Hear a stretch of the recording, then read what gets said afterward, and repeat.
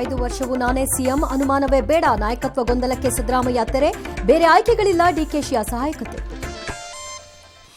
Notice ಕೊಟ್ಟರು, ಕ್ಯಾರೆ ಅನ್ಲಿಲ್ವಂತೆ DK ಆಪ್ತ. DKShi CM ಆದರೂ ಪಕ್ಷಕ್ಕೆ ಒಳ್ಳೆಯದು ಅಂತಾರೆ ಅವ್ರು. ಮತ್ತೆ ಡಿಸೆಂಬರ್ನಲ್ಲಿ ಬದಲಾವಣೆ ಕಂಡ್ರಿ ಅನ್ನತ್ತೆ ಬಿಜೆಪಿ.